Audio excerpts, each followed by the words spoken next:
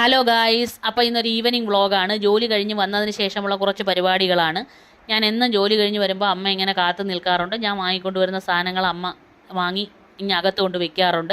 ഇന്ന് മക്കൾ മുകളിൽ നിന്ന് ടാറ്റയൊക്കെ പറയുന്നുണ്ട്. വന്ന ഉടനെ തന്നെ ഇന്ന് കുറച്ച് ഏത്തയ്ക്ക വാങ്ങിക്കൊണ്ട് വന്നു. അത് പുഴുങ്ങാൻ വെച്ചു. തീ കുറച്ച് വെച്ചിട്ടാണ് ഞാൻ തൂക്കാനായിട്ട് പോയത്. പെട്ടെന്ന് തന്നെ തൂത്തുവാരി. കുറച്ച് ചെടികളുണ്ട്, അതിന് വെള്ളം ഒഴിച്ചു. പിന്നെ 2-3 തുണികൾ ബാലൻസ് കഴുകാനുള്ളത് കഴുകി അശയെ കൊണ്ട് വിരിച്ചിട്ട് വന്നപ്പോൾ ഏത്തയ്ക്ക റെഡിയായി. പിന്നെ പെട്ടെന്ന് തന്നെ ഒന്ന് എണ്ണ തേച്ച് ഓടിപ്പോയി ഒന്ന് കുളിച്ചിട്ട് വന്ന ഉടനെ വിളക്ക് കത്തിച്ച് നന്നായിട്ടൊന്ന് പ്രാർത്ഥിച്ചു. പിന്നെ എന്നും അതുപോലെ യേശുവിനും തിരി കത്തിച്ച് പ്രാർത്ഥിക്കാറുണ്ട്. അത് പ്രാർത്ഥിച്ചു. അതിനുശേഷം ഈ പുഴുങ്ങിയ ഏത്തപ്പഴം വെച്ചൊരു ഡിഷ് ഉണ്ടാക്കി. ഏത്തയ്ക്ക രണ്ടായിട്ട് കീറി, നീളത്തിന് കീറിയതിന് ശേഷം 2 വശവും നെയ്യ് പുരട്ടിയിട്ട് ശകലം പഞ്ചസാര ഇട്ടു.